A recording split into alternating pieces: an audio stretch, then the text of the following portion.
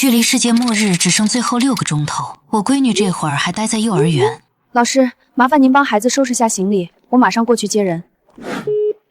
挂了电话，我立刻掏出手机，疯狂点击买菜软件，清空购物车。到了末日，丧尸其实不可怕，最要命的往往是身边的人。重活这一回，我也不清楚自己能撑到什么时候，但为了护住一家老小，我必须豁出这条命去拼。随着电梯门一响，我猛地睁开了眼睛，看着周围进进出出的活人，我满脸震惊。明明刚才还在被丧尸撕咬，现在居然毫发无伤地回到了灾难发生前。缓了3分钟，我终于搞清楚状况，自己真的重生了，回到了灾变爆发的这一天。看看表，现在是早上9点，也就是说到了下午3点，末日就会准时降临。用了1分钟强迫自己冷静下来，我直接联系幼儿园。我马上过去接孩子。在路上，我马上通知婆婆，让她赶紧去超市抢购米面粮油，越多越好。老太太在电话那头还挺纳闷，问我是不是又要封控了。这事没法细说，我只能顺着话茬催她快跑，并且千叮咛万嘱咐，千万别到处乱说。老太太倒是听话，表示绝对不出去乱传。接着我又打给正在读大学的亲弟，让他麻溜去市场搞批铁锹和锤子，顺便把能见到的蔬菜种子全包了。小子在那边一顿抱怨，说自己论文查重过高，正忙着改稿子呢。我直接放话查重费我全包，逼着他买质量最硬的家伙食，然后打车直奔我家。毕竟万一存粮吃空了，等不到救援，我们出门找吃的就得靠这些工具保命。紧接着我赶紧联系老家的爹妈，亲爹上个月刚摔了腿，短短6个钟头根本逃不到市里。万幸老两口退休回了乡下，那边有吃有喝，房子也够硬，苟个10天半个月不成问题。最后我给当兵的老公发了条信息，让他务必活下来找我们，只要我们还有一口气，就一定等他。他最近正封闭训练，估计等看到信息外面早就乱套了。赶到幼儿园，老师把孩子领到了大门口，小丫头一把扑进我怀里，奶声奶气地问我是不是想他了。摸着女儿真真切切的体温，想到上一世2年的生离死别，我的眼泪瞬间绷不住了。看我突然哭出来，旁边的老师赶紧凑过来问怎么回事。我抱紧孩子连说没事，跟老师道了声谢，临走前特意嘱咐他自己当心。明知道灾难就在眼前，可是我谁也没法救，只能给句干巴巴的忠告。在车上我继续狂刷买菜软件，那些容易放坏的绿叶菜和速冻食品直接忽略，毕竟一断电全得变质。视线全锁在火腿肠和真空食品上，腊肉、土豆、紫菜这些耐放的干货才是真救命。订单没填家里地址，全让送到小区大门口，数量太大容易惹眼，等大乱之后肯定招人眼红。刚进家门，婆婆也扛着米面油回来了，累得一边捶后腰一边问我够不够。这点东西哪够塞牙缝的，必须接着搞物资。我把孩子交给婆婆，翻出家里的小推车，再次杀出门。瞥了眼时间才9点45，每一秒都得掰成2半花，直接冲进门口小卖部，按箱把纯净水往车上搬。城市里停电必定伴随停水，住高楼的如果不囤水分分钟渴死，最后还得冒险出门找水送人头。来来回回搬了好几趟，进屋发现弟弟已经到了，铁锹和锤子挑得贼厚实，种子也拿了一大包。我这心总算落了地。这小子看着满地物资还搁那笑，调侃我是不是在防世界末日。我没工夫跟他扯皮，让他少废话，赶紧去大门口拉货。这种节骨眼上跟亲弟也没法解释，摆出当姐的架子让他干活就完了。中午12点，距离大爆发还有最后3个钟头。我推车路过保安亭，值班的小伙子还乐呵呵地问我是不是要去进货，旁边的几个邻居也凑过来看热闹。我心里咯噔一下，这是被人盯上了。别看现在就是看个稀奇，等到秩序崩溃，这帮人的眼神就能杀人。还是那句话，丧尸咬人明着来，人心要是坏了，防都防不住。我脑子一转，瞎编说自己要出长差，怕家里老人买菜不方便，所以多备点。保安听完也没起疑，但我知道不能在这待了，必须换个门进出，换个超市扫货。叫上弟弟开车直奔远处的大卖场，让他去车库，我就直接杀进了卖衣服的楼层。贴身衣服还有内裤袜子扫荡一空，以后断水没法手洗，只能当一次性的穿。防水冲锋衣按家里人的体型全包圆，凭经验灾变第2年会天天下雨，穿着这个出门找物资才不会冻死。贼亮的大手电和一堆干电池全扔车里，本来想搞块太阳能充电板，可惜大卖场没这高级货，生火的燃料必须大头囤，以后天然气一断，煮口热饭全靠这些固体酒精和气罐。姨妈巾直接按年的分量拿，牙膏牙刷也不能少，没医生没药的年代，随便发个言就能把人活活疼死。等弟弟停好车过来，一看整整3大车的东西，眼睛都直了，非问我出了什么大事。我指了指手表，告诉他再过2个半点全都会见分晓。下午2点，灾难进入最后倒计时，我抓紧时间去了趟大药房，退烧药、消炎药以及酒精、纱布、维生素，只要架子上有的通通包圆。结账时一共花了4000多，店员姑娘笑得合不拢嘴，以为碰上了冲业绩的大客户。临走前，她还高高兴兴地冲我挥手喊：“欢迎下次光临。”看着她这副天真烂漫的笑脸，我心里五味杂陈，只能憋出一句再见。时间来到2点59分，我把女儿哄睡着，然后锁死所有门窗，把窗帘拉得死死的。婆婆正在客厅归置那堆成山的物资，还念叨着这买的太多，1年都吃不完。我站在窗户缝往外看，没理她。要是时间宽裕，我非得弄台发电机和汽油回来，还有过滤水设备，甚至是硬核武器。但短短6个钟头根本来不及，能把基本口粮塞满屋子就已经拼了老命。时针分针指向下午3点，楼下突然爆出撕心裂肺的惨叫，有人疯了一样逃命，紧接着就被满身是血的丧尸扑倒，活生生的撕咬。巡逻的保安吓傻了，刚掏出手机，眨眼间就被一群丧尸活生生吞没。这一刻，末日彻底爆发。准时准点，没差1分1秒。那些刚被咬断气的人歪着脖子又爬了起来，像提线木偶一样在大街上乱晃，逮住活人就下死口。整个小区上空全都是惨叫声，连屋里的空气都透着一股血腥味。婆婆从窗户缝看了一眼，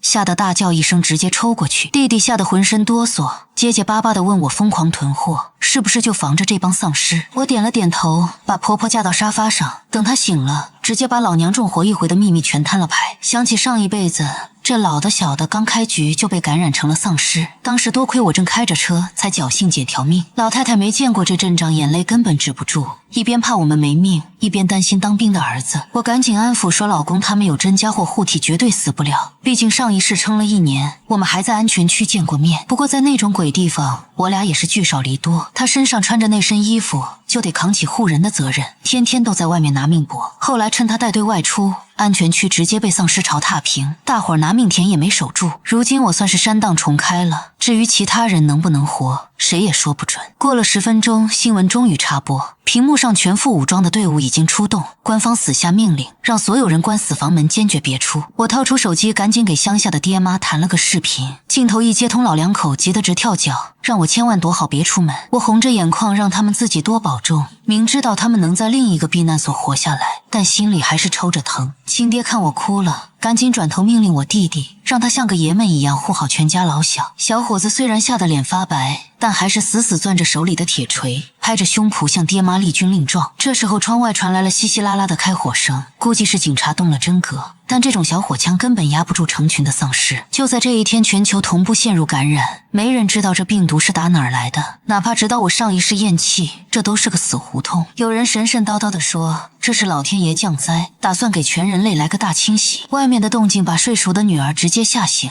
我把她紧紧搂进怀里，拍着后背安抚。小丫头缩成一团，抽抽搭搭的，总算止住了眼泪。婆婆赶紧把窗帘缝拉死，生怕外面那血呼啦嚓的场面吓坏孙女。可我心里清楚，躲得过初一，躲不过15。在这种吃人的世道，闭眼就是等死。我得让她慢慢认清现实。等孩子彻底稳住，我重新死抠了一遍门窗，接着收拾干粮。弟弟搭把手，婆婆就留在屋里陪孙女。过了半个钟头，门外突然响起一阵乱糟糟的脚步，我一把抄起铁锹贴在门后，弟弟也拎着大锤缩在我后头。紧接着外面响起拍门声，是隔壁邻居的大哥在扯着嗓子喊开门。我贴紧猫眼往外一瞅，那大哥连衣服都碎了，胳膊被啃得稀巴烂，甚至能看见白骨头，这一看就是中了招，撑死几分钟就得变异成丧尸。我扯着嗓门大喊千万别开门，结果隔壁手快已经拽开了锁，大门咔嗒一开，男的直接扑了进去。没几秒就听见隔壁大姐撕心裂肺的惨叫，还夹杂着野兽吧唧嘴的响动。这种丧尸生啃活人的戏码我见多了，可弟弟哪见过这阵仗，吓得脸跟白纸一样，但还死死守着我没退半步。看着从前只会当跟屁虫的小子，现在居然也能硬挺着当我的靠山了。我二话没说，拉开自家大门走出去，必须趁着隔壁大姐还没变异，把这两口子彻底解决，永绝后患。弟弟吓得大叫一声，死死拽着我的胳膊不让去。我甩开他的手说心里有数，想当年我也是个十指不沾阳春水，连个瓶盖都拧不开的娇妻，可在末日里摸爬滚打了整整2年，早就把眼泪练成了干掉丧尸的怪力。一脚踹开隔壁大门，变异的男主人翻着死鱼眼盯过来，闻见新鲜肉味就要发飙。飙，想让他们彻底消停，唯一的方法就是打爆脑袋。就在他要扑我的前一秒，我手起敲落，直接给他脑子开了瓢，顺手把刚断气的大姐也补了刀，然后扭头关门退出战场。弟弟站在家门口震惊地看着我，我没搭理他，直接把楼梯间的防火重门锁死，堵住其他楼层的丧尸。回屋后2道防盗门全部反锁，再搬一堆大件堵个严严实实，以后只要凉水没断绝，不踏出大门半步。弟弟瘫在沙发上一声不吭，明显是被我刚才杀丧尸的狠劲吓到了，毕竟在他眼里我一直是个弱不禁风的胆小鬼。我走过去拍了拍他，让他别紧张，自己人绝对不动手。小子一把搂住我直摇头，说不是怕我，而是心疼我上一世到底遭了多少罪才会变成这样。我拍着他的后背顺气笑了笑说，就当是做了一场烂梦。到了大半夜，城里到处着火，一些区域已经彻底断网停电，警笛声哑了，乱枪声也没了，街道上密密麻麻全是到处溜达的丧尸。好在咱们这片还供着电，掀开帘子往外瞄，小区里只剩一半的窗户透着光，隔3差5就有鬼哭狼嚎传出来。明明是大好工作日，打工上学该干嘛干嘛，结果这一出搞得多少人直接死在外头，再也回不来了。电视里官方还在死撑着发广播，让所有人咬牙苟住，坐等大部队救援。我把手机刷了一遍又一遍，就跟上辈子一模一样。我那个当兵的老公彻底断了音讯，这一宿我把家里能装水的盆盆罐罐全接满，手机充电宝挨个喂饱，安排弟弟站第一班岗，我带着老人孩子先眯一会儿。可听着外面的动静，谁能合得上眼？全家就这么摸着黑硬生生熬着等天亮。时间来到灾变第2天，我天没亮就爬起来把弟弟换下去睡觉。此时家里水电还没断，燃气也能打着火，但谁也拿不准这好日子还能过几天。随便扒了几口早饭，我就开始刷手机，网上铺天盖地全是怪物啃人的视频，甚至还有不要命的搁那儿搞直播。我翻遍了全网想找大部队进城的消息，结果跟上辈子一模一样，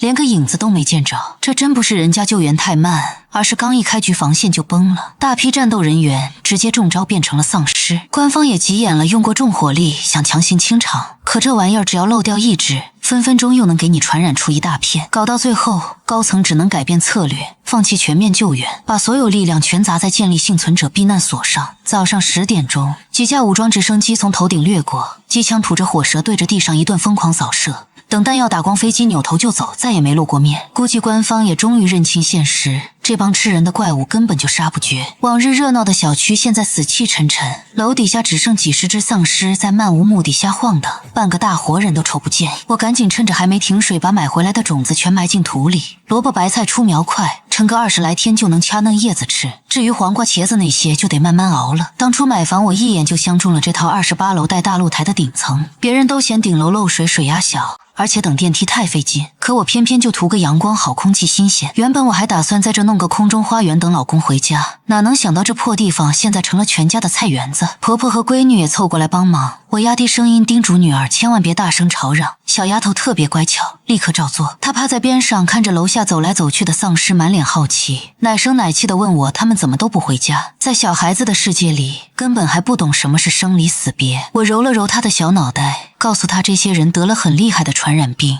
以后要是碰见这种病人，必须赶紧藏好，千万别被传染，不然就永远见不到妈妈了。小丫头似懂非懂地点了点头，乖巧地说自己记住了。到了晚上，老家的爹妈打来视频电话，看着屏幕里全家全虚全伪，老两口总算把心放回了肚子里。亲爹一脸严肃地跟我交地，说准备动手改装家里的车，打算带着我妈一路杀过来找我们。我吓得赶紧劝阻，告诉他老家那边很快就会建起安全区，让他们老老实实待在原地，千万别乱跑。老爷子立马反问我怎么知道得这么清楚。被逼无奈，我只好把重生的事简单捋了一遍，可亲爹压根就不信，死活认为是我那个当兵的老公给我透了底。我磨破了嘴皮子好说歹说，总算是打消了他想开车硬闯的念头。灾变第3天，城市正式停电，家里网络全断了，只能靠着那点手机流量苦撑。老公那边还是没有半点动静，我只能继续给他发留言报平安，告诉他全家打算死守1年，1年要是还没人来救我们，就往东边撤。算算时间，1年后东边的安全区就能彻底完工，各项设施也都能跟上，到时候再出发能少死不少人。其实上辈子我也给他留过言，可惜因为基站瘫痪，他一条都没收到，估计这回也是白搭。不过我疯狂留言也不全是为了谈情说爱，这些信息我另有用处，只要能活下去，早晚能派上大用场。女儿吵着要吃煎蛋，婆婆在厨房里忙活，弟弟趴在窗边放哨。我因为熬了个通宵，实在扛不住，直接回屋补觉去了。等我睁眼，已经是下午3点。女儿乖乖在客厅画画，婆婆还在厨房忙活。结果屋里飘出了一股子浓烈的炖肉香，我急得直接冲进厨房，一把拧灭了火，压着嗓子吼婆婆，千万别弄出这么大香味，搞不好会把别人招来。老太太一脸莫名其妙，觉得闻见就闻见呗，停电了这肉不赶紧吃，全得发臭。我急得直跺脚，告诉她现在大家肚子里还有食，可等别人饿急眼的时候，那些饿疯了的活人可比丧尸还狠毒，为了口吃什么事都干得出来，真到了那种饭都吃不上的地步，法律道德全他妈是放屁，人心里那点脏水全都会翻涌出来。一想起上辈子见过的那些惨状，我控制不住的浑身发抖，估计是落下了严重的心理阴影。婆婆这才反应过来严重性，伸手摸着我的脸，满眼心疼，叹着气问我之前到底遭了多大的罪。我深吸几口气，强行压下心里的恐惧，冲老太太挤出个笑脸，安慰她那些烂事都已经翻篇了。虽然以后可能还得和那帮畜生打交道，但我现在骨头硬了，只要家人在身边，我就什么都不怕。往楼下一看，丧尸的数量翻了好几倍，整个小区彻底沦陷成了怪物的地盘。灾变第4天，自来水也停了，全家彻底告别洗澡，每天只能拿毛巾沾点水随便擦擦身上。买来的便携马桶派上了用场，各种排泄物全得小心翼翼地打包存好。气温一天比一天高，空气里那股子死尸发酵的恶臭越来越冲，照这么下去，早晚爆发大规模瘟疫。那些没被咬死的人最后也得病死。我们全副武装，戴好口罩，把屋里屋外喷满消毒水，每天雷打不动吃维生素加锻炼，死活不能让自己在这个节骨眼上倒下。灾变第5天，手机信号已经快断气了，等天一黑，彻底变成了一块废铁。我们一家子和外面彻底断了联系。灾变第6天，江对岸终于出现了大批救援队伍，结果刚上桥就被茫茫多的丧尸死死堵住，队伍没辙，只能把桥炸断，狼狈撤退。我把女儿抱到露台上，看着远处的冲天黑烟，小丫头天真的抬起头，问我是不是爸爸开着大车来接我们了。我强忍着心酸点了点头。其实我心里清楚，老公被派去了最凶险的防线，根本不可能出现在这。我只是不想掐断孩子心里的光，毕竟在往后的日子里，我们还要在这座死城里硬熬整整1年。灾变第7天，天然气也彻底断供了。一大早我就被一阵马达轰鸣声吵醒，撩开窗帘一看，一辆黑车碾着一地碎肉，直接扎到了小区对面的超市门口。车门一开，跳下来个裹得严严实实的男人，冲进超市没几分钟就爆出几罐奶粉。他跑得比兔子还快，可四周蜂拥而至的丧尸瞬间就给他围了个水泄不通。等尸群散开后，原本好好的一大伙人渣都不剩，地上就滚落着那几罐沾满血的奶粉。大人饿几顿还能停停，但怀里嗷嗷待哺的婴儿可扛不住，也就是为了自家骨肉，这当爹的才敢把命拴在裤腰带上出去搏一把。跟我一样躲在窗户后面偷看的人肯定不少，这哥们用一条命硬生生把小区里那些想去超市捡漏的人全给吓退了。弟弟在旁边连连叹气，苦笑着说真有点庆幸自己上辈子刚开局就成了丧尸，少受不少罪。我转头对了他一句，告诉他这辈子有我在，他想死都难。话音刚落，窗外突然传来一阵嗡嗡声，我吓得一把拽着弟弟就往屋里躲。一架无人机跟个大苍蝇似的在小区上空来回转悠，明显是有人在摸排各栋楼的底细，转了一圈就溜了。我顺着他飞走的方向死死盯着，发现这玩意儿最后就降落在咱们自家小区里。那天晚上我翻来覆去怎么也睡不着，眼皮子直跳，总觉得要出大事。灾变第10天，老天爷终于赏脸下起了暴雨，我们4个一通乱忙，把家里能装水的家伙神全搬出来接雨水。我还拿碎石子、泥土和纱布做了个过滤装置，随便滤一滤，起码能用来洗脸做饭。露台上的萝卜白菜相当给力，已经窜出来3-4厘米高，经过这场大雨的滋润，肯定能长得更猛。到了下午，雨停了，空气里那股子腐尸味也被冲淡了不少。这几天全家天天闷在口罩里，借着这机会总算能摘下来大口喘会儿气。我跟弟弟在这边滤水，闺女蹲在地上玩蜗牛，婆婆在边上生火做饭。恍惚间好像又回到了灾难没爆发前的那段安稳日子。因为燃气全停，现阶段只能靠囤的酒精块做饭，为了省燃料，菜也做得凑合，随便倒点油过下水就行。亏得婆婆手艺好，这清汤寡水也能做出点香味来。没过多久，那架烦人的无人机又来了，这回上面绑了个喇叭，里面传来一个女人的大嗓门，喊着谁家有吃的她愿意拿限量版包包换。其他楼层也有人扒着窗户跟着喊，说愿意拿大奔换口吃的，甚至还有个大款喊话，说只要1袋米，小区里另外一套房直接过户。可这会儿谁也不傻，根本没人搭理他们。毕竟包包、车子、房子现在就是一堆废铜烂铁，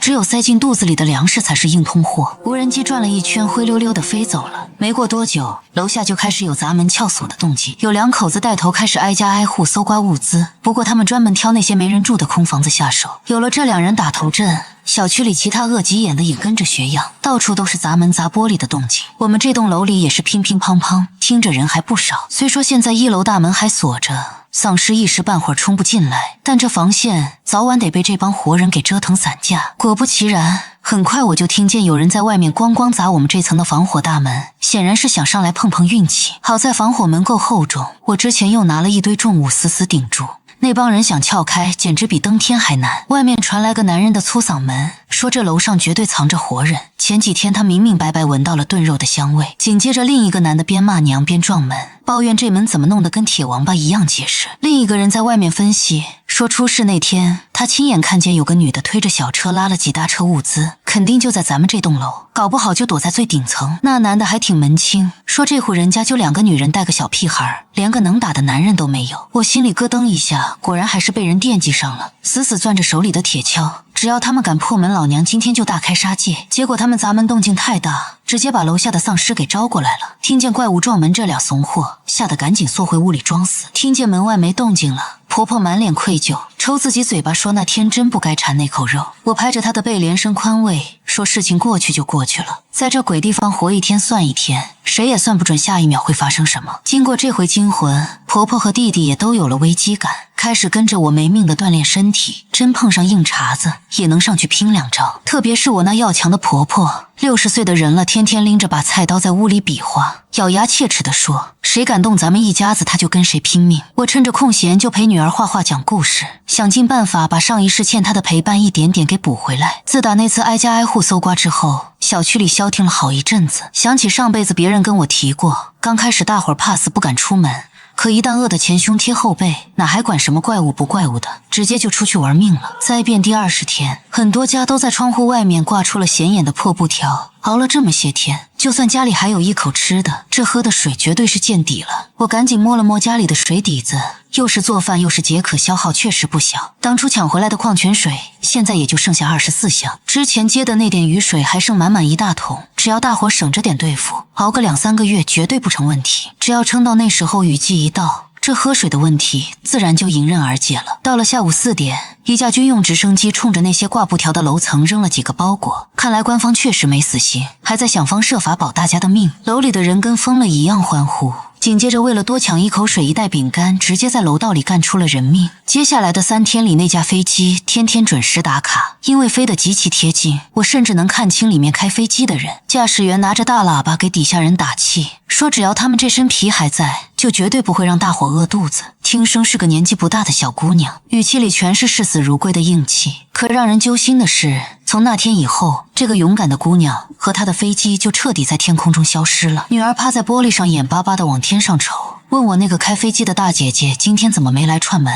我摸着她的头，苦笑着说那个姐姐应该是去了一个没有怪物的好地方。灾变第30天，我们种的白菜终于争气长出了大叶子，揪下来随便一炒就是一道菜。萝卜苗拿开水烫完，拌点盐也能吃，不冒烟没味道。全家总算开荤吃上绿叶菜了。可外头那些人的口粮早就断了，为了活命只能硬着头皮去超市零元购，有的把命搭进去了，有的抢了点干粮回来，但超市的货架早就空了，根本熬不了几天。有些实在扛不住的，直接开车往外闯。我眼睁睁看着好几辆车刚冲出地库，就被黑压压的丧尸潮当场堵死。当然也有猛人一脚油门踩到底，硬生生撞开一条血路，把那些怪物远远甩在屁股后面，奔着活命的方向去了。灾变第50天，咱们这终于盼来了一场雨，虽说只是毛毛雨，但也是救命水。全家老小端着各种盆盆罐罐，轻手轻脚的接水，我还用空瓶子捣鼓了个收水神器，接雨水的速度蹭蹭往上涨。弟弟的头发乱得跟鸡窝一样，婆婆正拿着剪刀给他稍微修修，结果刚剪一半，防火门又传来一阵沉闷的撞击声，抢食的又找上门了。门外有人大喊让赶紧开门，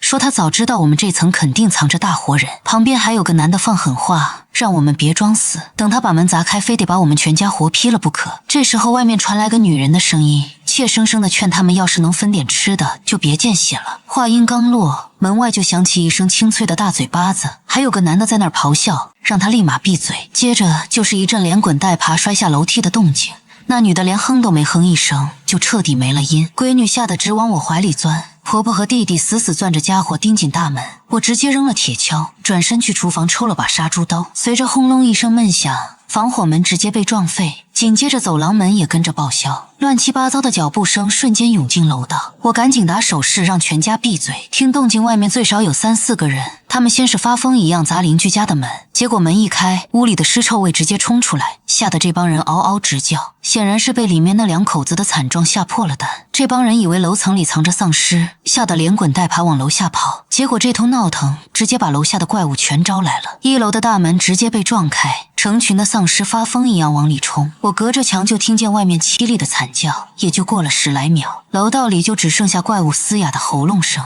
这帮丧尸只要一吃饱，接下来绝对得顺着胃找我们。现在防火门已经稀巴烂，想修根本来不及。我当机立断扯过几件旧衣服，摸出刀直接划破手掌，把血抹在上面，然后裹着2个铁疙瘩顺着窗户就往楼下扔。那些闻见血腥味的怪物果然被引了出去，我赶紧转头嘱咐婆婆，要是看见有怪物往上爬，就接着往下扔带血的衣服。交代完，我拎起2把铁锹，顺手抄起一个电瓶车大锁，就去检查防火门到底碎成啥样。弟弟拎着锤子死死护在我旁边，真是老天爷开眼。防火门虽然被撞开了，但门框居然没散架，门板也还能强行合上，也就是锁头彻底报废了。就在这时，我瞥见台阶上躺着个只剩一口气的女人，瘦得跟皮包骨一样，仔细一看好像是我闺女同学的亲妈。我赶紧招呼弟弟搭把手，2人合力把她抬了上来，然后用铁锹死死别住防火大门，又拿电瓶车锁把里面那道门锁死。虽然这破烂玩意儿防不住大阵仗，但起码能稍微顶一阵子。退回屋里后，我们又把柜子桌子全推过去堵死大门，屏住呼吸等了半天，发现没有怪物爬上来，全家人这才敢喘口大气。这会儿那女人也悠悠地醒了过来，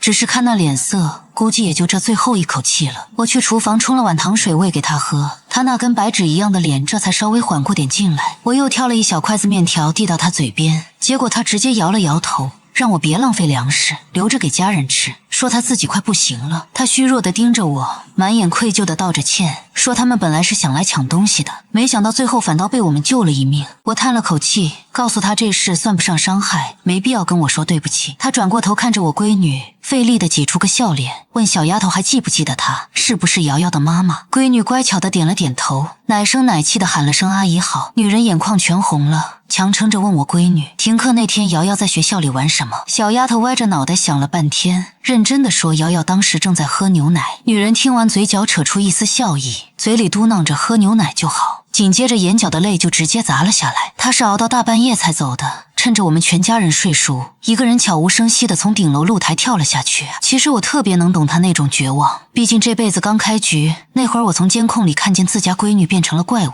也是想着一死了之。因为最近气温飙升，我手上的刀口没收住发了炎，直接烧得人事不省。吃了退烧药后，我足足昏睡了2天2夜。等我好不容易睁开眼，弟弟凑过来压低声音告诉我，他盯了几天，发现这整个小区活人就剩咱们一家了，但咱们该装孙子还是得装，说话连大气都不敢出，就怕哪天不光招来怪物，还把外面要饭的活人给引过来。灾变来到第120天，家里的囤粮被我们吃掉了1/3，种的菜也能勉强接上顿，可最要命的还是缺水，之前指望的雨季根本没来，这贼老天的脾气似乎全变了。不过算咱们命大，除了我上次伤口发炎烧了一场，剩下的日子全家人连个感冒都没得过，身体杠杠的。熬到灾变第200天，天上终于飘起了雪花，这下喝水的问题总算是有救了。可我清楚记得，上一世明明是1月份才下的雪，这辈子硬生生提前了2个月，这天气算是彻底乱了套。屋里早断了暖气，我们4个只能裹得跟个粽子一样，坐在一起纯靠发抖取暖。刚好这一天也是我那个当兵的老公32岁的生日，婆婆一大早就翻出老公的照片，坐在边上偷偷抹眼泪。我心里发酸，走过去贴着老太太默默陪着。照片上的男人长得剑眉星目，穿上那身皮简直正气凛然。他明明是我这辈子最贴心的人，可现在却不知道被隔在哪个人间地狱。他也是我这几百个日夜里撑着一口气活下去的唯一盼头。婆婆擦了擦眼泪，转头问我明年5月份是不是真能见着她儿子。我红着眼圈冲她重重的点了点头，告诉她绝对能见上，当然前提是咱们这一路别出岔子。上辈子我硬生生磨到7月份才摸进安全区，其实人家5月份就已经把大本营盖得差不多了，里面全副武装，装着好几十万老百姓。像这样的避难所全国有300多个，算是把人类的火种给保住了。弟弟听完不乐意了，问我既然那边已经建好了，咱为啥不现在就开车冲过去，刚好能跟我姐夫碰头。我指了指外面铺天盖地的大雪，告诉他这鬼天气只要车一熄火，咱们全家连个收尸的都没有，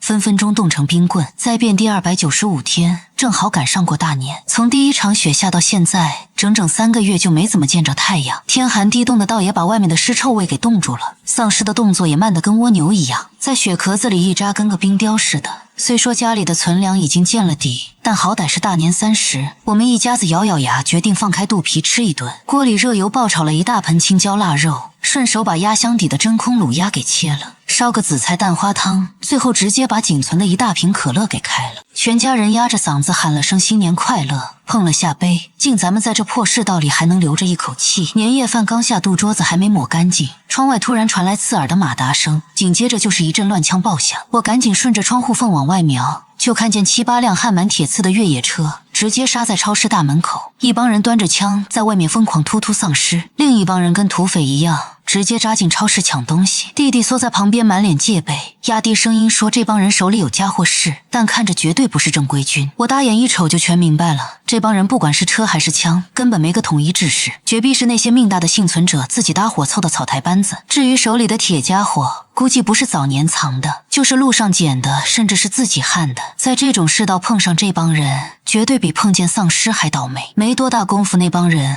就骂骂咧咧的从超市钻出来了，显然是没捞着什么油水，气急败坏的坐在车里爆粗口。其中几个人指着我们这几栋楼直嘀咕，毕竟咱们离超市最近，估计这帮恶狼是把主意打到业主家里了。越野车一脚油门就轰了过来，这帮人挨个楼栋扫荡，没过一会儿就搜到了我们这栋楼底下。我吓得心脏差点从嗓子眼蹦出来，就听见底下一个男的大喊，这破楼的大门早就碎了，挨家挨户连个大米粒都没剩下，明显是让人捷足先登了，招呼兄弟们直接撤。一大帮人轰轰烈烈的开车走人，我们全家这算是从鬼门关前捡了条命，要是真被这帮土匪盯上，就算留咱们活口，粮食和水一抢，我们也绝对熬不过这个冬天。谁能想到当初愁得我睡不着觉的烂门禁，今天倒成了保命的免死金牌。再变第330天，小区里的野桃花全开了，红灿灿的一大片，盼星星盼月亮也没盼来大部队。我们全家一拍即合，准备自己收拾东西杀向安全区。想在外面活命，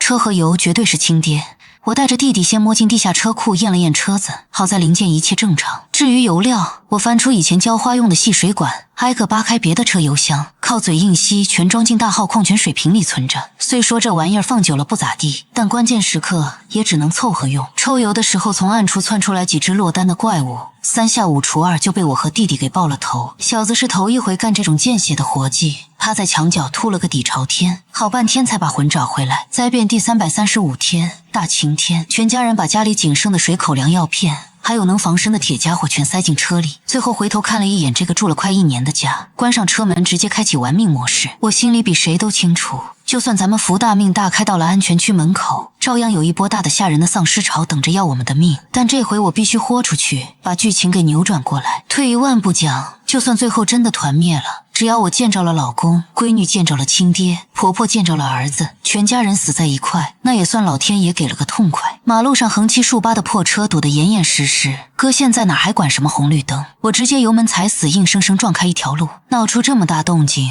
屁股后面立刻跟上来一群发疯的怪物，但几脚油门下去就全被我吃灰了。这趟逃荒的路线全是我凭着上辈子的血泪经验在地图上抠出来的。按理说走高速直插东边肯定最快，可那上面绝对堵成了废铁长城，两边全是荒山野岭，真要困在那神仙难救。所以我死咬着牙选了跑国道，但眼前最要命的就是出城，市区里的报废车简直堆成了山，而且怪物也扎堆。我灵机一动，直接顺着之前那帮持枪土匪撤退的车辙硬开，既然人家能活着杀出去，咱们跟着走绝对没毛病。果然让我给堵对了，那帮人之前硬生生趟出了一条活路，现在的城市跟个鬼城没两样，静得让人后背发凉，满大街散落着碎骨头和臭垃圾。以前平平整整的大马路，现在全长满了野草，偶尔还能窜出来几只野猫野狗，丧尸反而见不着几只了。毕竟城里的活人早被吃绝了，怪物全靠活人味续命。现在活人全扎堆在安全区，这也是后来爆发大尸潮的根本原因。零星几只瞎了眼的丧尸还想冲上来截胡，我眼睛都没眨，一脚油门直接从他们脸上碾了过去，提心吊胆开了2个钟头。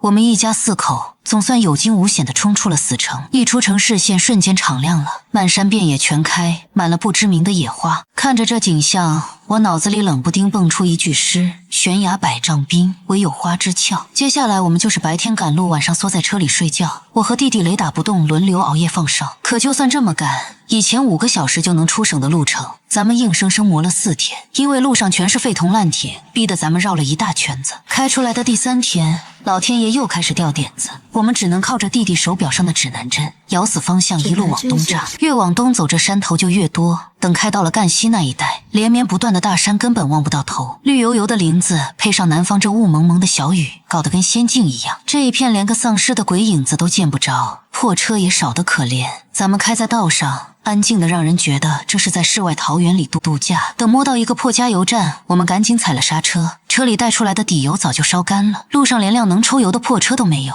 只能把宝全压在这儿。这破站点的玻璃早碎成渣了，里面的小卖部更是被搬得比脸还干净，满地都是烂泥脚印，明显刚有人来过没多久。弟弟四下扫了一圈，问我这破地方还能有油吗？我没吭声，直接绕到后面卸油的地方，一把掀开了铁井盖，底下就是大油罐，这里面绝对有货。这是上辈子跟着懂行的队友混出来的实战经验。我跟弟弟吭哧瘪肚费了半天劲才把阀门拧开，把皮管子顺进去。我猛吸了一大口，带着刺鼻味的黑水直接窜了上来。果然老天爷饿不死瞎家雀，就在我俩灌油这功夫，婆婆抱着闺女推门下了车。我吓得一激灵，赶紧冲老太太喊快上车。虽说这地界看着消停，但指不定哪片树林子里就藏着怪物。老太太紧紧抱着孩子，满脸心疼地说小丫头晕车吐得不行，实在熬不住才带下来换口新鲜空气。我赶紧走过去把闺女接过来，小脸煞白，看着就让人揪心。这一路全是大弯道，咱们大人都颠得想吐，更别说这么点大个孩子了。我叹了口气，寻思让老小先去那个破加油站里避避风头，结果脚跟还没站稳，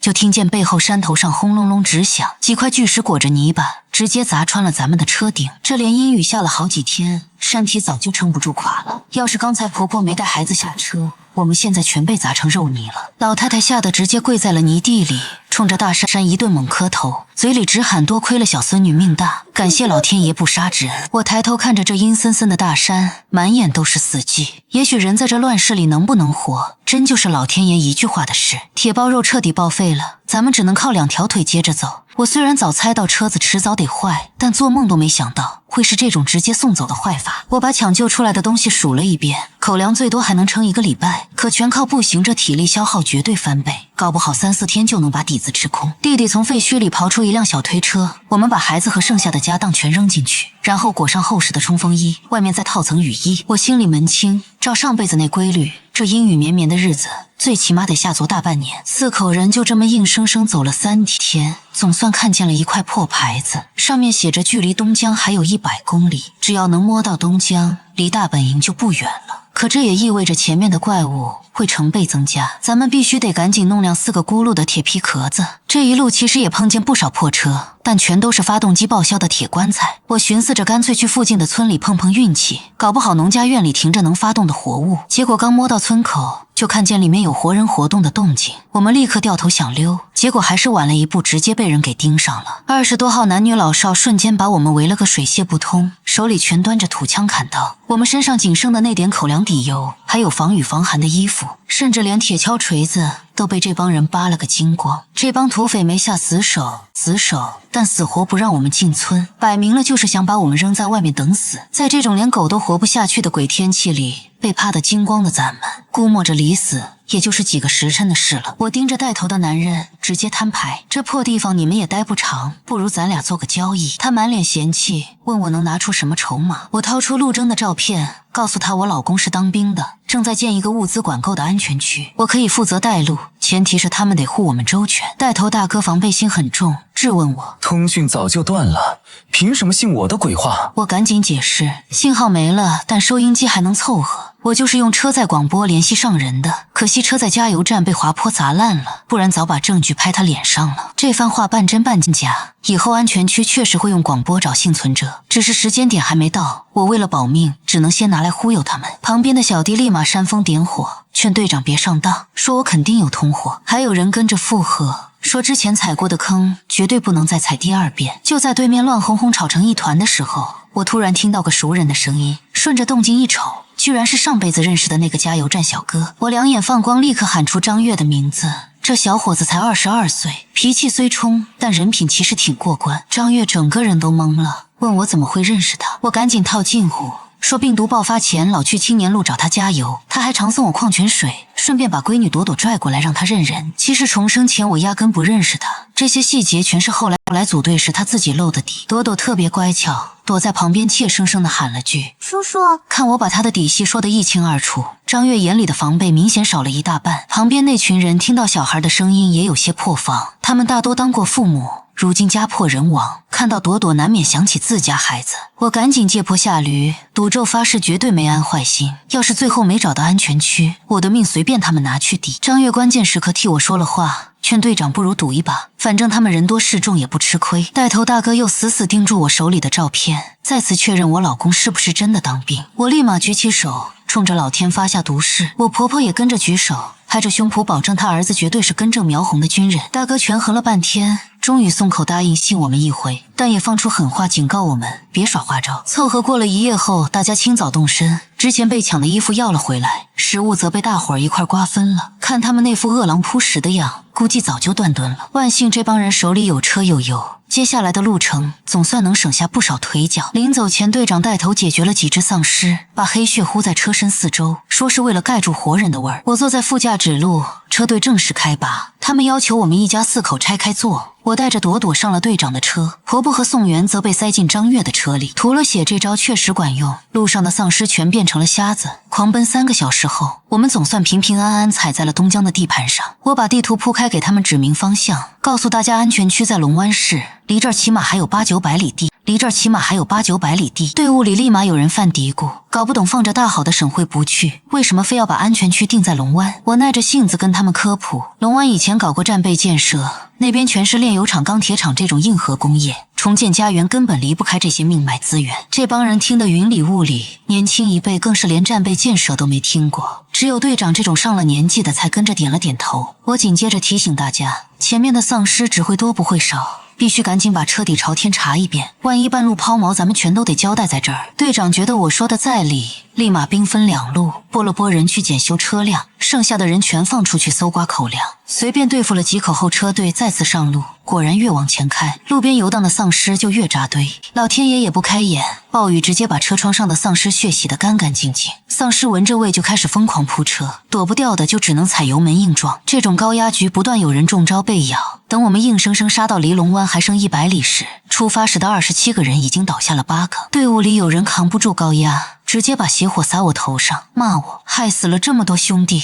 宋元猛地护住我，跟他们对着吼说，留在那个破村子早晚也是死路一条，哪有光想着捡命却不肯拼命的好事。眼看双方要动手，队长一把拉开自己人，吼了一嗓子让大家闭嘴，撂下狠话，如果到了龙湾找不到安全区，再拿我们全家祭天。车子继续往雨雾里扎，前方白茫茫的，什么都看不清，但这路上的街景却刻在我的骨子里。我压不住嗓子里的颤音，哆嗦着告诉大家，最多再熬半小时就能摸到安全区的大门了。朵朵拉了拉我的衣角，怯生生地问，是不是马上就能抱到爸爸了？我用力点了点头，告诉他肯定能马上见到。结果话还没落地，队长一脚刹车踩死。我猛地抬头，赫然发现几百只丧尸像墙一样堵在雨里，全用死灰色的眼睛死死盯着我们的车。队长急红了眼，扯着嗓门拼命喊，车队往后撤。可这时候早就无路可退了，四面八方全被腐肉塞满，我们已经被彻底包了饺子。我死活咽不下这口气，拼命环顾四周，盯上一栋3层小白楼，大吼着让所有人弃车上楼防守。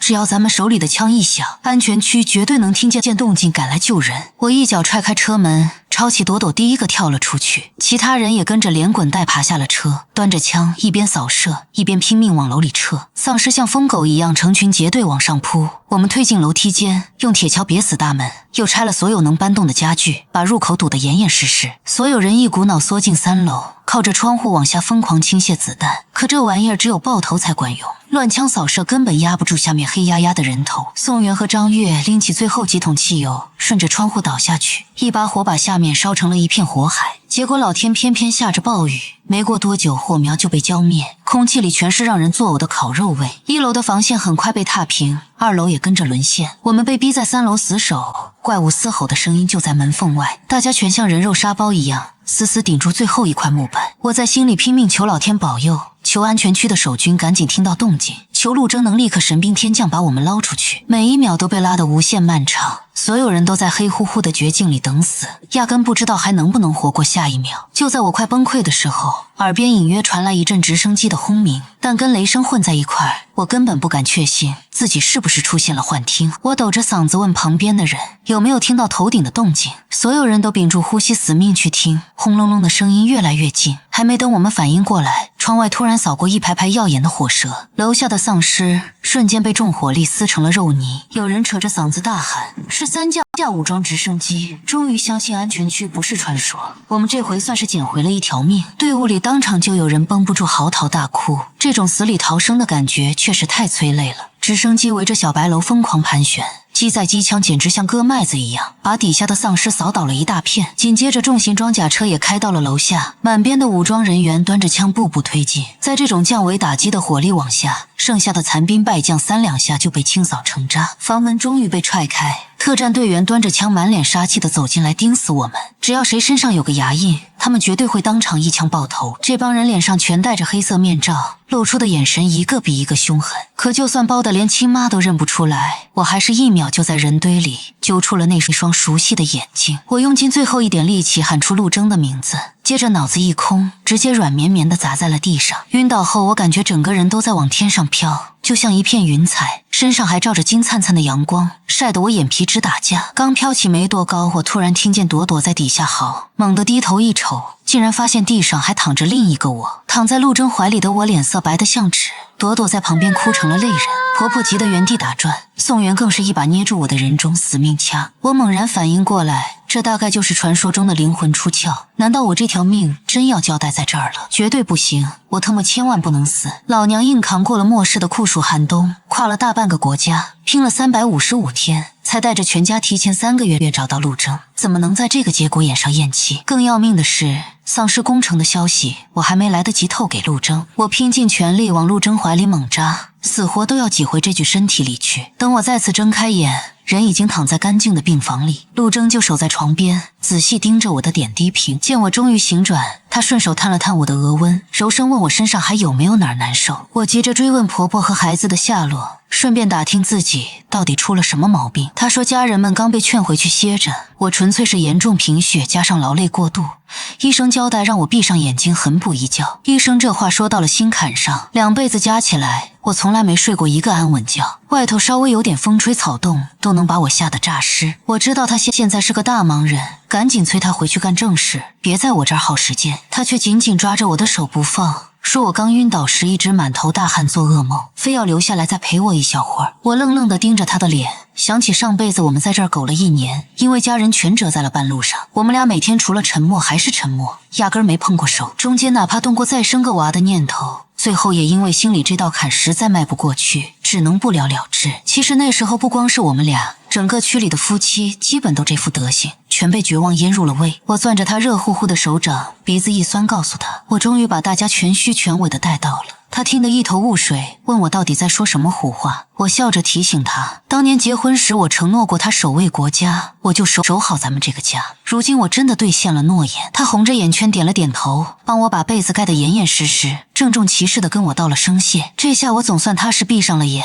睡梦中隐约听见他凑到我耳边说谢谢我把他从地狱里拽了回来。这一觉我睡得死沉，死睡够了12个钟头，连个梦都没做。爬起来后，陆征带我去安置点见家人，这里头全是从死人堆里爬出来的幸存者，放眼望去差不多能有1万来号人。宋元待在南营那边，跟着队长这帮人火速签了志愿者的字，已经开始给安全区干起搬运工的活了。我翻出手机，冲上电，点开屏幕，盯着末世爆发前给陆征发的那条消息，暗自发誓从现在起必须把上辈子的惨剧彻底改写。我把手机往陆征面前一拍，直接向他坦白我是重生回来的，告诉他我就是提前预知了末日，才能踩着点囤物资，并带着全家精准摸到了龙湾安全区。我死死盯着他，告诉他明年3月17号这地方会被丧尸彻底踏平，整个安全区一个活口都剩不下。陆征抓着手机，脸色瞬间铁青。军人的直觉让他立马开始审问我，怀疑这病毒是不是我搞出来的，我背后到底有什么神秘组织。这副盘问犯人的架势全在我的意料之中，他要是立刻信了这套玄学，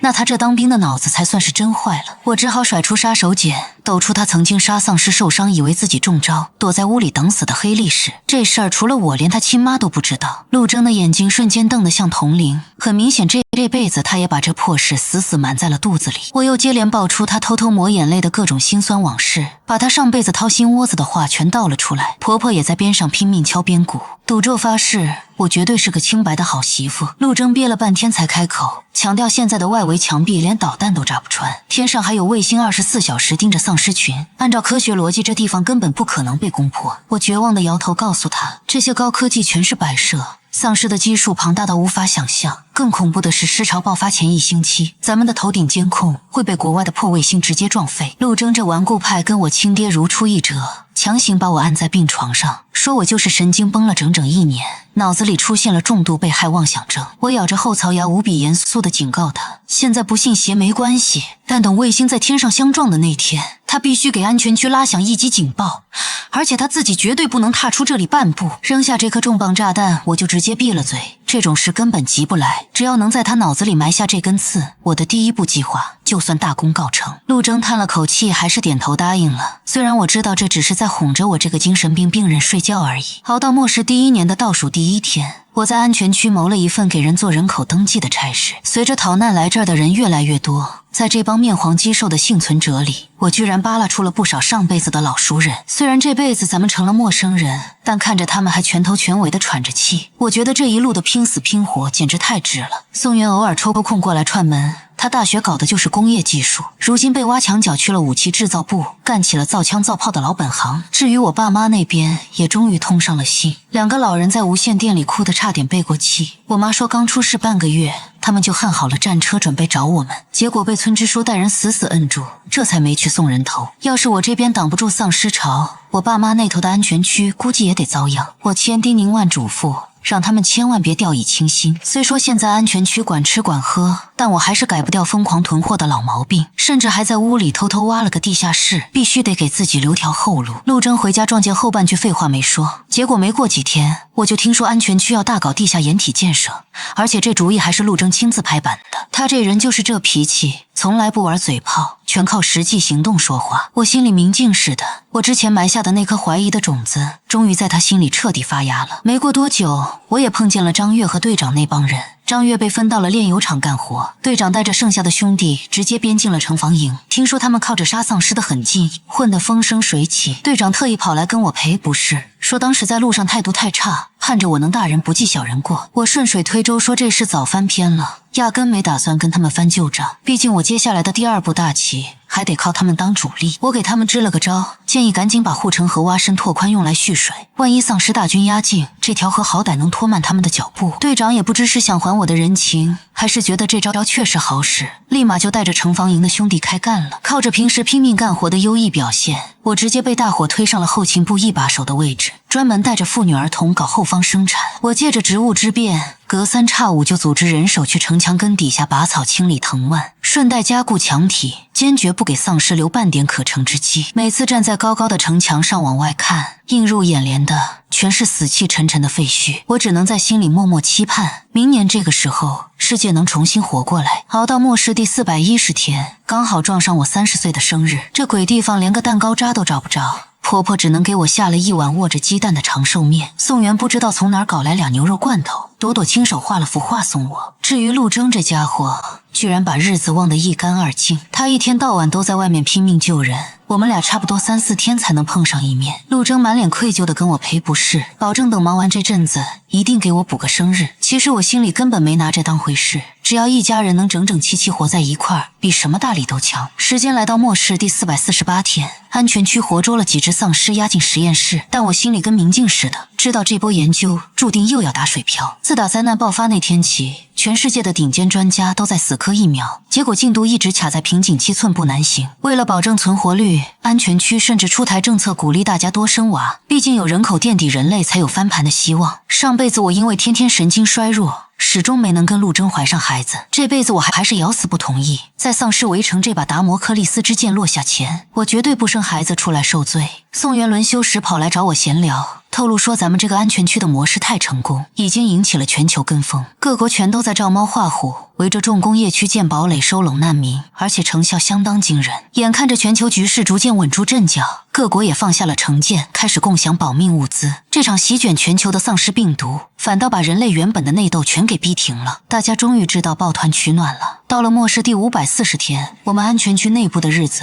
已经过得有模有样了，连荒废的学校都被重新搭了起来。幸存下来的半大小子们又背起书包回去上课了。朵朵顺利混进幼儿园当了小朋友，婆婆也顺势在里头谋了份保育员的差事，日子眼看就要步入正轨。末世第647天，我们迎来了新一年的元旦，这意味着距离3月17号那场灭顶之灾的尸潮只剩下最后65天的倒计时。安全区特意搞了场烟花秀庆祝新年，看着天上五颜六色的火光，大伙儿似乎暂时把这1年多的血泪全给抛到了脑后。好多人闭着眼在火光下默默许愿，我也跟着混在人堆里，祈求老天爷能保佑咱们挺过这关。但也就是从这天开始，我那该死的失眠症又犯了。虽说现在陆征天天能按时回家，我照样整宿的干瞪眼，只要一闭眼，满脑子全是丧尸扑上来撕咬的血腥画面，好几次直接从噩梦里诈尸般惊醒，摸一把后背全是冰凉的白毛汗。陆征赶紧端来热水灌给我，劝我天亮就去医院挂个号，弄点安眠药对付一下。我清楚自己这纯属心病，吃什么药都白搭，只要熬过3月17号那天，安全区没他，我这毛病立马就能不治而愈。末世第698天，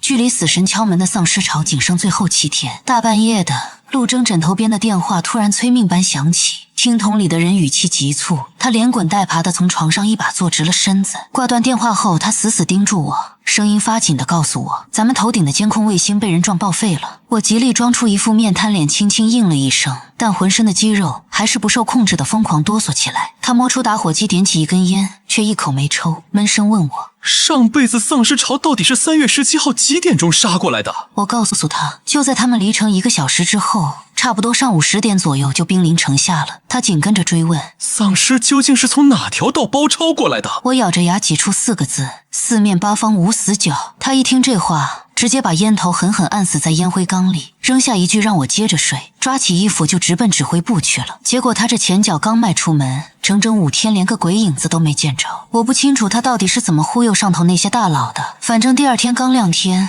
就有4、5架侦察机直接起飞去探路了。到了中午，几十架挂满炸药和燃烧弹的轰炸机直接升空，开始像流水线一样疯狂往返投弹。看着这种不要钱式的火力覆盖，我心里暗自琢磨，也许这一世的丧尸潮还没成型就被物理超度了，咱们说不定真能躲过一劫。熬到第5天，安全区大喇叭突然拉响警报，勒令所有老弱病残火速撤进地下掩体，剩下的壮劳力全部原地抄家伙待命。失联5天的陆征总算露面了，他抹了把脸告诉我，虽说连炸了3天确实扫平了一大片，但怪物扎堆的速度简直邪门，肯定还是会有一波残军杀到龙湾城下。我心里咯噔一下，揪住他赶紧追问，到底还会漏掉多少怪物。他故意装出一副无所谓的表情，安慰我只有小鱼小虾几只，让我别搁这儿瞎操心。当天晚上全家围在一块吃了顿哑巴饭，饭后朵朵赖在陆征怀里非要听故事，陆征硬是抱着她讲了足足1个钟头，看着丫头在他怀里睡熟了，才小心翼翼地把她挪到床上掖好被角。我跟婆婆在屋里闷头打包下地保的行李，宋元扛了一大麻袋吃得风风火火地赶过来，放下东西又火急火燎地赶回阵地去了。我一路把她送到门外，快到巷子口时，她突然扭头冲我呲牙一笑，交代说那个红袋子里装的是我最馋的椰子糖，是她攒了好久的积分才换来的，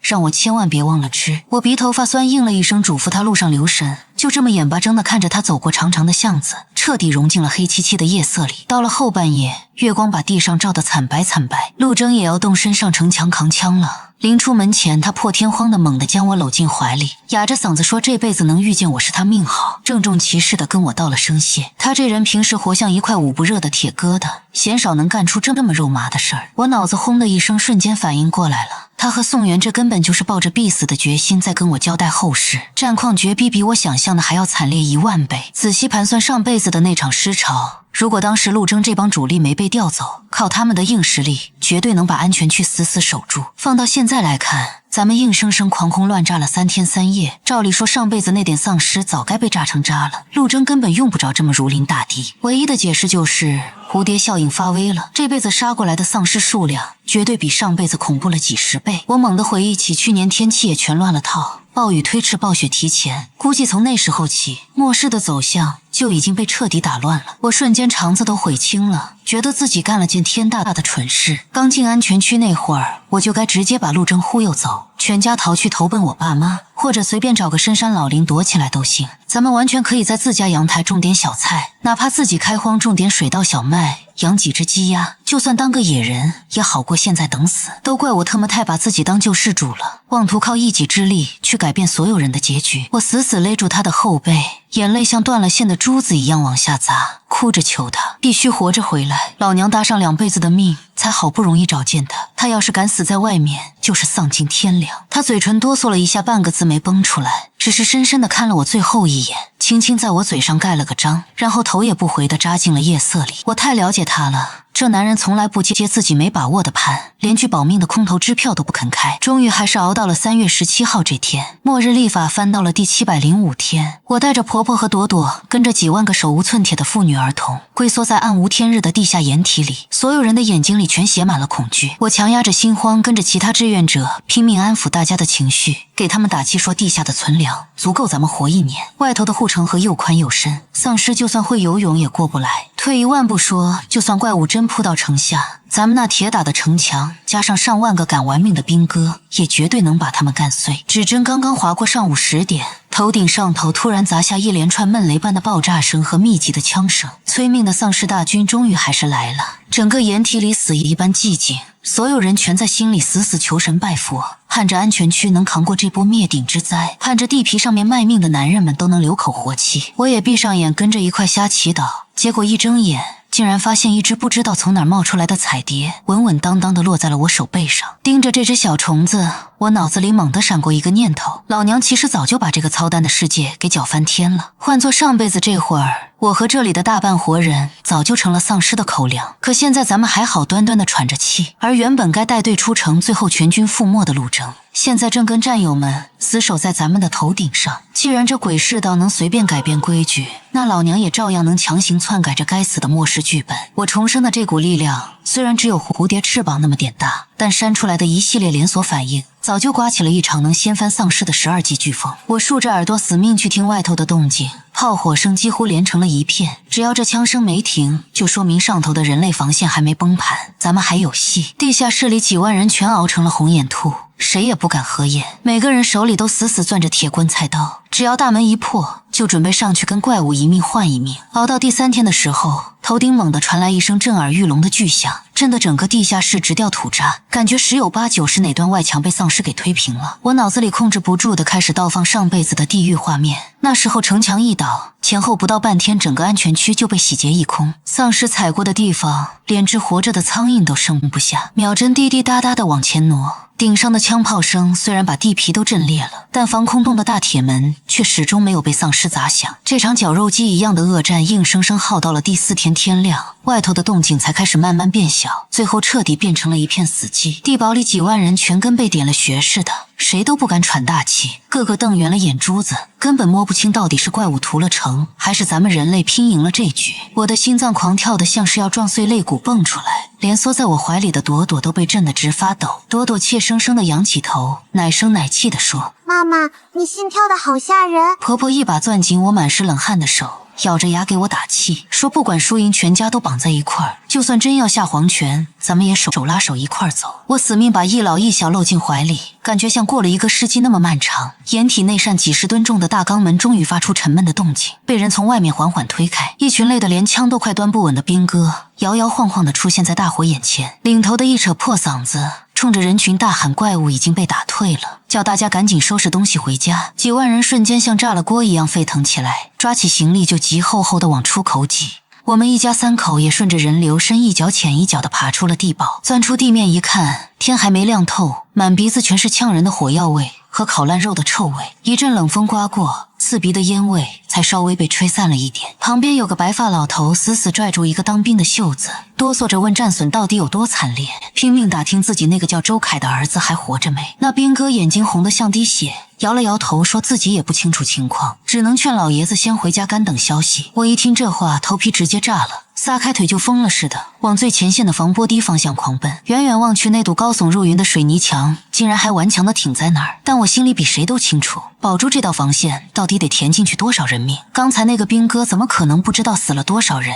他不过是不忍心当场撕碎大伙的希望罢了。毕竟跟这群吃人的怪物干仗，从来就不存在什么伤员，只要挨上一口就必死无疑。我在一堆废墟里扒拉出了宋元，这小子满头满脸的灰，死狗一样瘫坐在空弹药箱上，衣服碎成了破布条，浑身被血糊得结结实实，看着像是在死人堆里滚了几百圈。他掀开眼皮瞅见我，居然还能咧嘴傻乐，吹嘘说自己这几天少说扛了500多箱子弹，连体测1500米都能跑吐血的废柴，这回居然爆肝干了这么大票，问我他这波是不是帅炸了。我眼泪根本止不住，抖着手拨开他送我的那颗椰子糖，直接塞进他嘴里，哭着夸他这回绝对是全场最佳。眼前这个叫了我23年姐的臭小子，那天其实是抱着必死的决心，刷爆了所有家当，只为了给我买最后一口糖吃。他嘴里含着糖，含混不清的让我别管他，他自己淌湿回口血就行，催我赶紧去前线找陆征。我哆嗦着嘴唇，连声音都劈叉了，问他陆征到底死哪儿去了。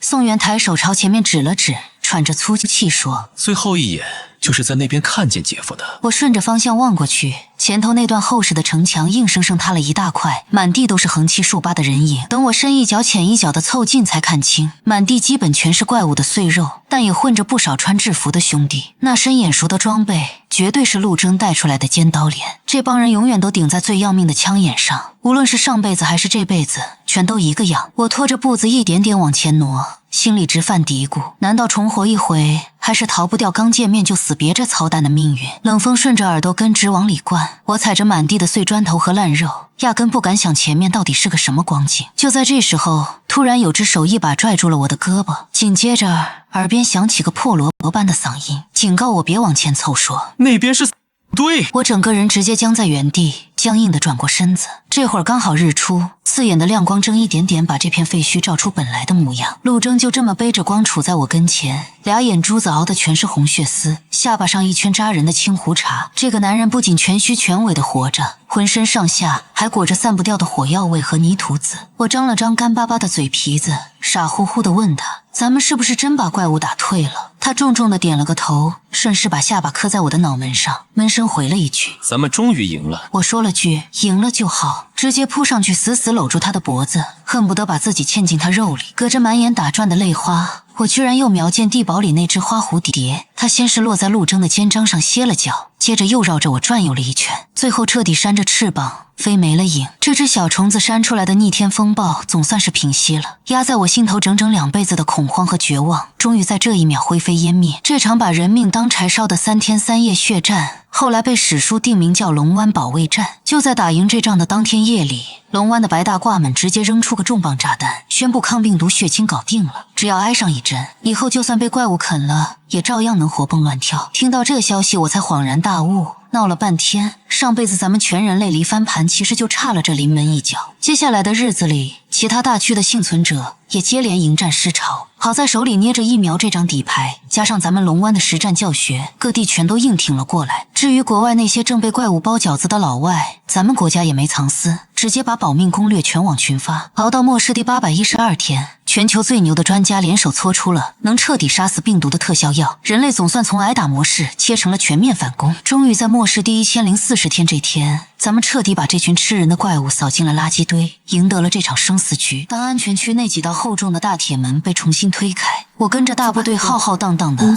迈出了这个护了咱们整整2年的铁王八壳子。大伙儿重新站在大太阳底下，看着外头的野草疯长，野花开得漫山遍野，这个被啃得稀烂的世界终于又活过来了。回想去年我趴在城墙上默默许下的那个愿望，如今总算是真真切切的落了地。多多扯着我的衣角喊妈妈，说想跟轩轩那帮丫头去旁边撒欢。小丫头现在已经长到了8岁，结交了一大帮能一块玩泥巴的铁哥们。我笑着点了头，摆摆手让她只管去也。婆婆凑过来交代说她得赶紧去排练，要是我累了就打电话喊她回来接驾。老太太这1年迷上了跳广场舞，最近正带着一帮老姐妹疯狂集训，卯足了劲要拿区里的冠军。宋元那臭小子现在早就不怎么搭理我们了，人家谈了个水灵的女朋友，两人天天黏糊得像化不开的糖稀，已经在到处看日子准备摆酒席了。至于陆征这工作狂，还是老样子忙得脚打后脑勺。算算日子，我已经快1整个月没见着他的人影了。而我顺手摸了摸早就鼓起来的肚子，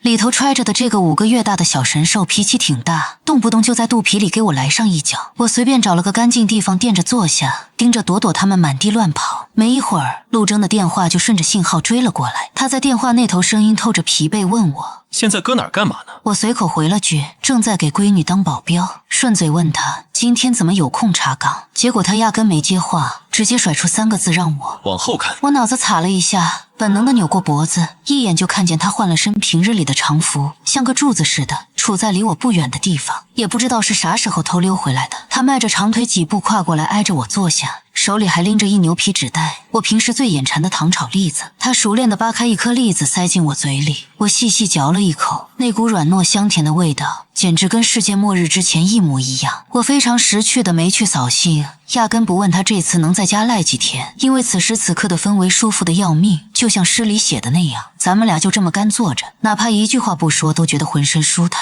朵朵大老远眼尖瞅见他爹像个小炮弹一样冲过来扎进陆征怀里疯狂撒娇，兴奋地嚷嚷着轩轩发现了一条小河。软磨硬泡非要拉着我们2口子去河边捡漂亮石头。陆征满脸宠溺的一口答应说走就走，顺势左手拽起闺女，右手紧紧牵住了我。这一路上全都是像咱们家这样全虚全伪的几口人，沿途的河道开满了野花，到处都是憋了2年才放开嗓子笑出来的动静。以前那些死了人流了血的烂账早被翻篇了，现在活下来的这帮人全都在拼了老命把从前的好日子给重新过回来。